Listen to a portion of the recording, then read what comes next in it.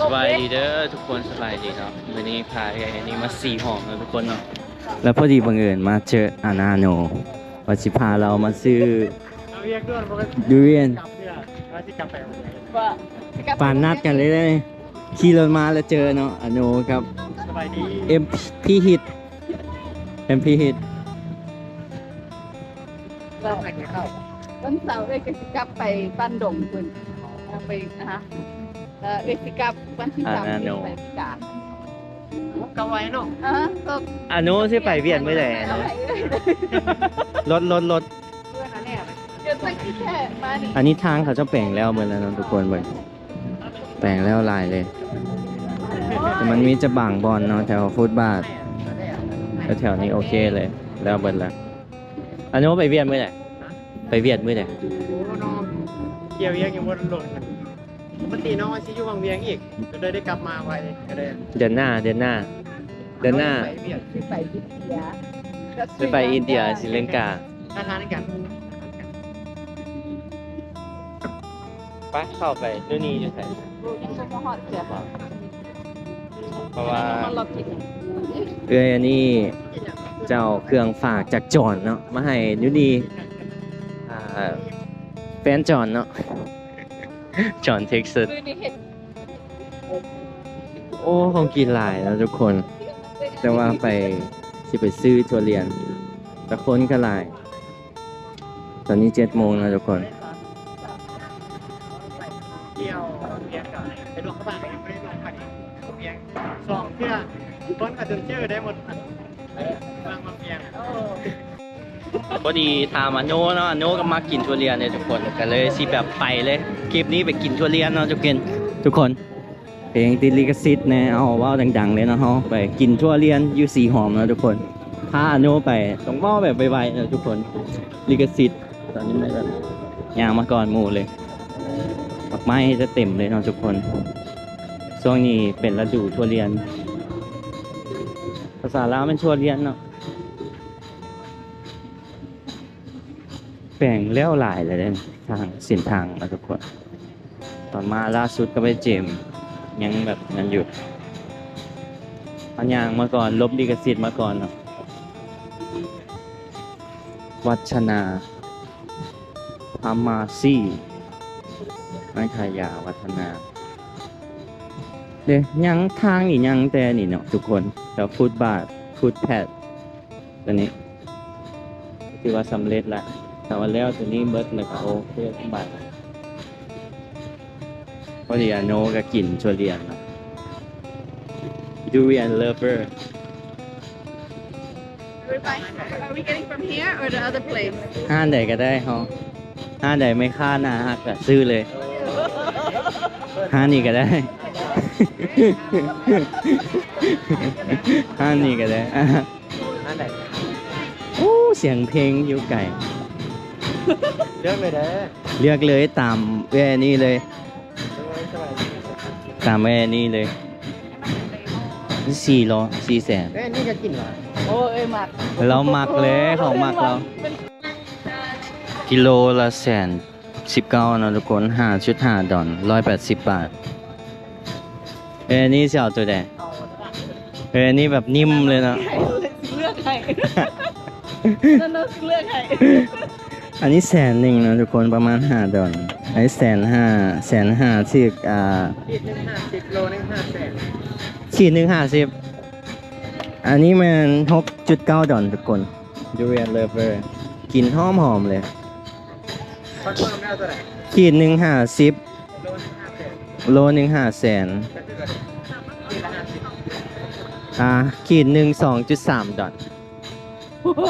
That is so cheap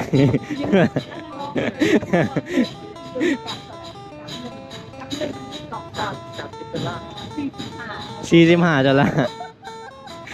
เอาเงิน นี่เอาเงิน45 ดอลลาร์มาซื้ออยู่นี่กินแบบกินจนตาดูนเลยเป็นล้านกว่ากินหอมทุกคนเอ้ยเบิ่งดูเรียนเลฟเวอร์ เอาตัวไหน 375,000 375,000อ๋อ โอเค เพราะว่าสั่งเป็นขีดเนาะทุกคนแล้วก็ไปสั่งแล้วก็จะเป็นราคาใส่ขีด50เป็นกีบเนาะ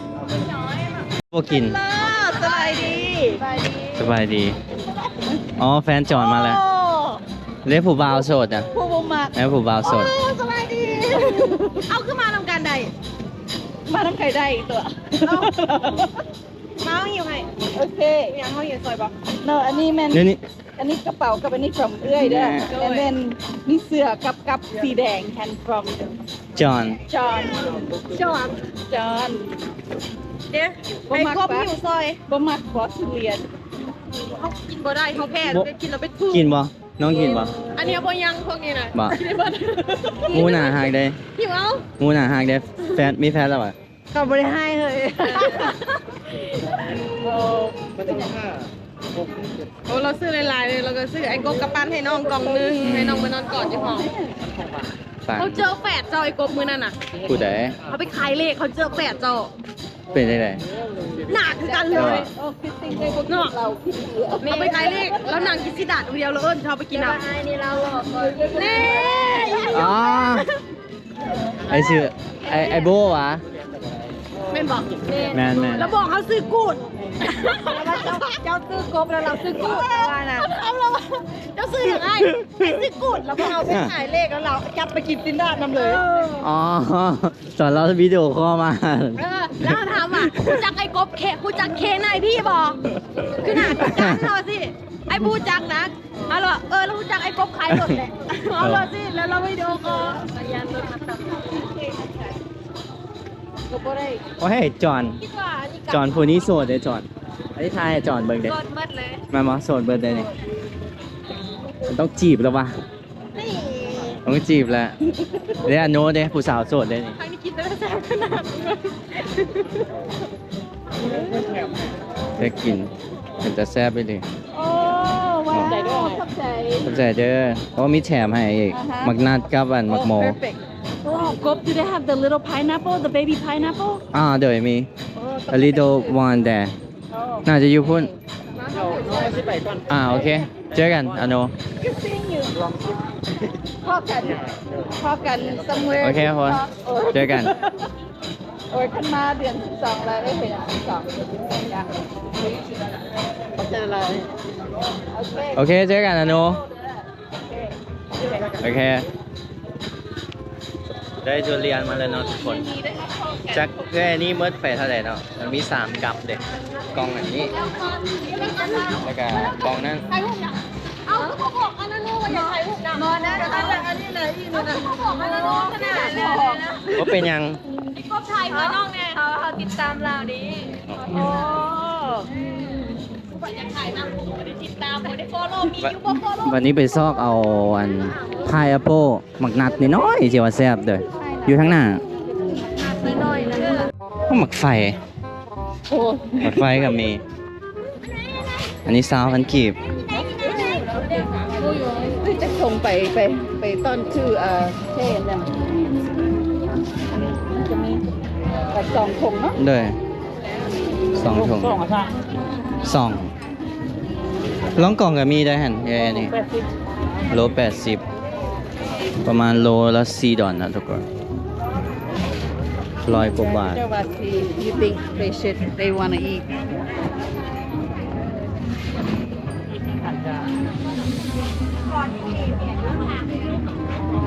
ไม่จะเต็มเนาะทุกคน มาผู้ใดมาเที่ยวลาวช่วงนี้ก็คือทัวเรียนเนาะผู้ใดมักดูเรียนเลเวอร์นี่ก็ต้องมาเนาะช่วงนี้ทุกคนช่วงเดือน6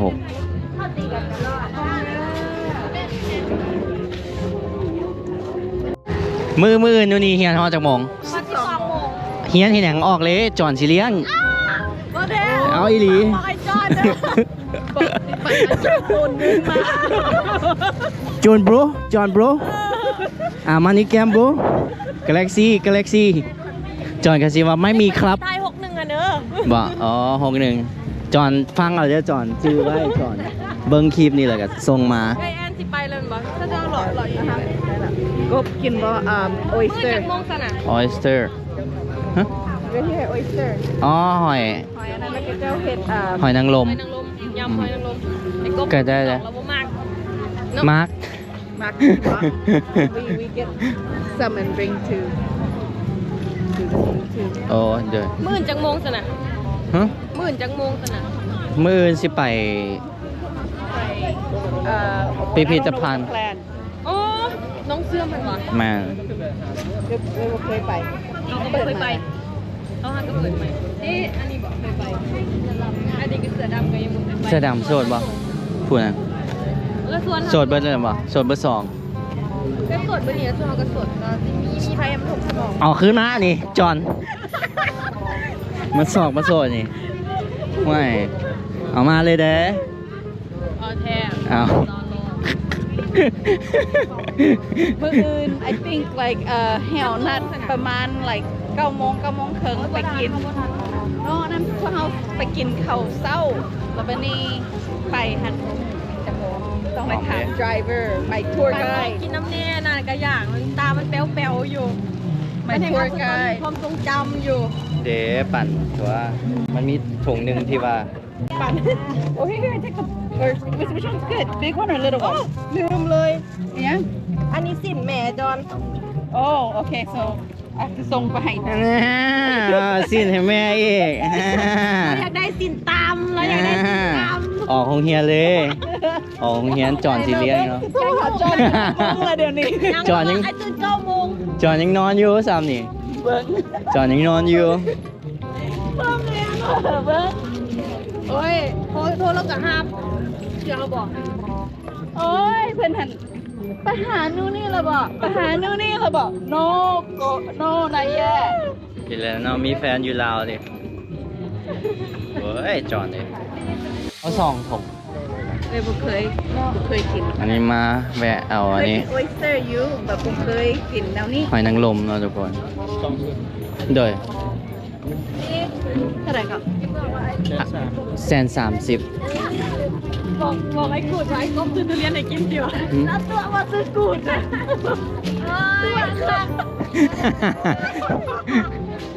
คนละซื้อแล้วกูได้ซื้อบอกแล้วซื้ออย่าง ขอบใจเด้อ บอกแล้วเราบอก บอกแล้ว มาแวะซื้อเนาะทุกคนแล้วก็ไปสตูดิโอไอเท่ พาซื้อทุเรียนนะเอ้า ใช่จอนให้คิดฟอจอนบ่จอนฮะคิดเลย โอเคโอ้คิดมูเอาโอเค คิดว่า เขาเจ้างงอยู่แต่นี่ คิดว่าอยากคิดเอาเถอะ ฮักให้เอ้ยอันนี้ซะฮักฟอจอนเด้ ก่อนแทน กอดแทน for you bro เป็นลาตี้แล้วอ่ะไอ้ยังมาเล่าแล้วทุกคน สาวเบิ้งสิแท็กมาหาเอ้ยนี่ เพราะว่าจอนอยู่เท็กซัสนะทุกคน โอเคโอเค โอเค เฮ้ยจับมือเด้อโอเค see you ฮัลโหล bye โอ้ไอคอนรอโอ้ จะกินอย่างนี้วะฮะ ไปแม่ไปถ่ายรูปกู โอ้ถ่ายโฮมก่อนวะมาก่อน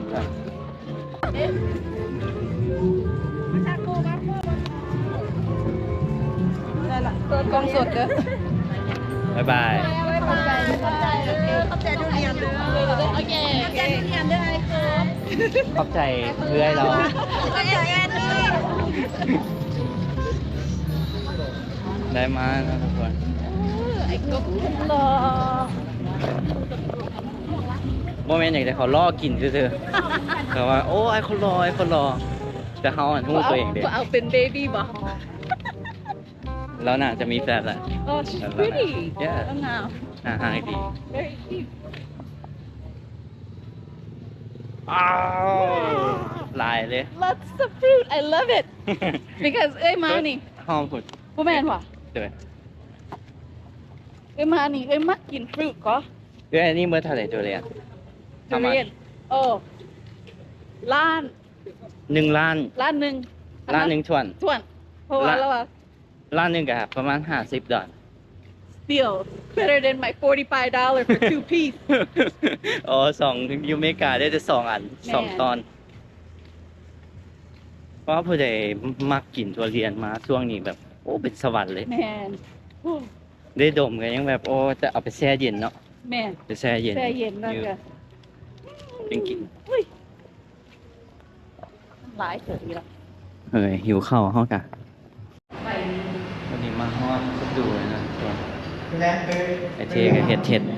เพาะแกงเห็ดเพาะ แกงเห็ดเพาะ กับต้มไก่ สูตรบ้าน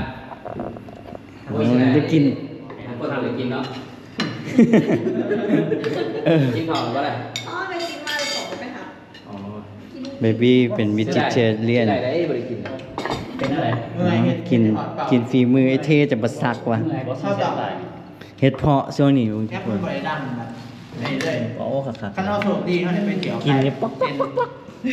นี่เคยกินละ ชิมแล้ว first time เลยมัน and me pumpkin ทำอะไรเนี่ยคอนเทนต์ติ๊กต็อกงานว่าให้ห้าลูก แบบ ค้า แบบแกงไข่นะอันนี้ออกมาแต่ปากเซเนาะไอเทเนาะ เอาแต่จะมาซัก มันจะปักปักปักปักมันจะแตกเห็ดเพาะนะทุกคน ปอก มันบ่ได้แบบทรงเลย ปักปักแบบไก่เลย ตัวปอกเป็นเห็ดเพาะหนัง มันมี2เห็ดเพาะ วะ อันนี้เห็ดเพาะฝ่าย โอ้ อันนี้ก็แซ่บ ห้องครัวมันเห็ดเพาะ อันนี้ โจบปักปัก เจียวตับไก่ อู้ ถ้ามีเบียร์เงินเดือน เฮ็ดเองอันนี้ ด้วยเห็ดเอง เดื เล อน ย แบบละ อ๋อจะกินฝีมือไอเทจำปาสัก โอ้ ที่เด็กมันยัง เห็นเพราะว่าด้วย They feel special ได้นี่ สเปเชียลแล้วปกติบริเฮ็ดจักเทื่อเลย อีเหลียวก็กินครั้งแรกก็ไก่ไอเท because they มาแม่นบ่ได้กิน กินแล้วมันสิกินหอดเลยอยากมาอีก อือหือ มาเราจะมาจริงเดือน12เราจะมาจริง แล้วจะต้องไปอีก ไม่ โอ้โหคัก คาดีเรื่องไทยว่าอันนี้ เพราะว่าสลิปเอามาหน่อยโพดเดีเราจะเอาสลิปมาให้อีก อาดิดูดบ่ อันนี้วัดอันนี้วัด ดีพออืม โอ้แสบแต่ว่า สิมาเล่น แซ่บ ปีใหม่อยู่นี่ มาขับเนาะ เข้าดาว อืม ข้า ข่าว ว ดา ดาว ว นี่ ไม่นอน เป็นเพราะโรคอะไรวะ ลูก200,000ยังถือได้200,000น่ะเพราะว่าอยู่เวียง400,000คนน่ะ อ๋อที่แสดงว่า ตอนออกมาใหม่600,000 ปอหัน6จากโลละ1,000 บาท อันนี้ถือแล้ว200,000นั่นถือแล้ว แกงไก่แกงไก่กับใส่เห็ด ถือกับคนที่รู้จัก เอาดูไรเจอ กับนัดนะ หลับขึ้นไปตีขึ้นออกฮะ ครับ ส่วนพี่น้องบ้านบ่บ้าน กี่เอฟ นี่วันนี้กินเมนคอร์สเนาะ ยี่ห้ออะไรอยู่เจ้า นี่ทุเรียน ตาคมโอ้เขาผมมีห้อยกาบว่าแกเนาะ ไอ้แกกับมีดแหละ นี่ แต่ยังมีน้อยหนึง แต่อันนี้ ว่าเขาให้เขาจบ หอม so good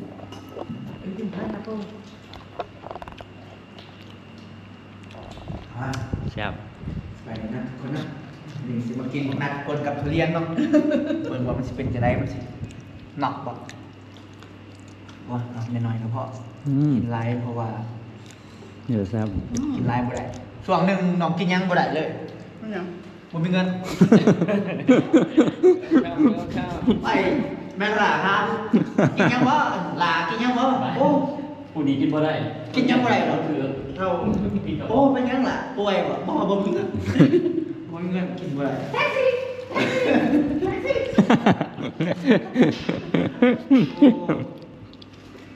ไปบ่ได้มวนเลยเนาะ เด้เบบี้ อยู่นี่ซื้อ3กับ จาก 3กับจั กลับไปเลยคนละอันยังมีอีกกล่องหนึ่ง เลยไปซื้อญี่ปุ่นมีแต่2ตอน45ดอล โอ้ อยู่นี่กับ อยู่ไม่กล้าแพง บางเซ่หน่วยหนึงจักแสนหนึง บอกแต่มันเป็นโบแซ่บสำนีเด้อันนี้อยู่ไทย ก็อยู่ให้บ่นี่อยู่ให้เสียแต่อยู่บ้านตัวมันหอมอันนี้เนาะแซ่บแต่ว่ามันดี คือมาหลายกล่องนะทุกคน ในมันใหญ่ เรียนเรา ทุเรียนลาวมันก็แซ่บอีกแบบหนึ่งแต่รู้สึกว่าอยู่ไทยแซ่บกว่า อย่างผมเคยออกเนาะถ้าออกมาเขาเรียนละมันหนุ่มมันผู้ใด นี่ยังไม่ได้กิน แต่เจ๊ก็กินว่ะทุเรียน แล้วส่งไป กินเบิร์ดที่นี่ โอ้แสดงว่ากินเบิร์ดทุกคนอยู่นี่ 45 2 4 6 7 7 คนครับ เป็นใหม่น้ำเผาเลย อ๋อตัวนี้ the big one ไอ้ที่อากาศมันบุดี กลายเป็นว่า พานี่ตัวนี้แห้งใหญ่เลยฝุ่น เรื่องมันจะรู้เป็นลายเรื่องนะ เนี่ยไหน อ่ะ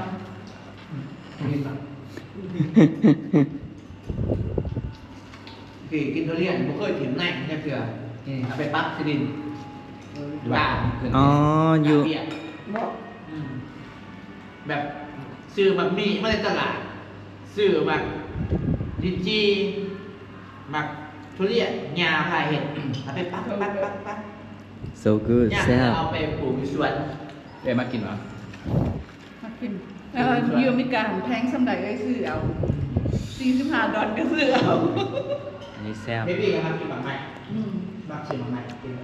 เท่าไหร่แถบที่พวกก็ซื้อแบบใหม่กินเอง โคตรแซ่บ so good ไม่ค่อยซื้อมาเลยแตงโมท่านกินแบบหนักใหม่เนี่ยแค่ หวานหอม แบบใหม่ก็ มัน ไปกินก็ดี แซ่บ ไม่ยุ่งอย่างกับพวกไฟเลยพวกไฟสื่ออะไรมันแพงไว้ปวด แม่น เมื่อบาทมันถือกินเป็นน้อยเขาไปนางกินอยู่ห่านนะเขาแก้ให้กินนะถือ100,000 ไป200,000ก็ได้กินอยู่นี่แพ็คหนึ่งน้อยๆหนึ่ง3-4 ตอนหรือว่า4-5 แสน แม่น แพ็คละ1,000 แม่น กูกินแล้วครับ ใบดี พอดีพรอยู่หน้ากับมานะทุกคนโอ้วันนี้มากินข้าวนี่ พรกับเสิร์ฟเนอะ สื่อปลาเลยเพลงเป็นปลาอะไรปลาทุเรียน กินข้าวไหม ไม่เสิร์ฟกินข้าว ไม่ใช่ไหม ไอเทอุตส่าห์สีมือไอเทเลยนี่ ต้มไก่แกงนอ เอ้ยแกงเฮ็ด แกงนอ แกงเฮ็ดเพาะ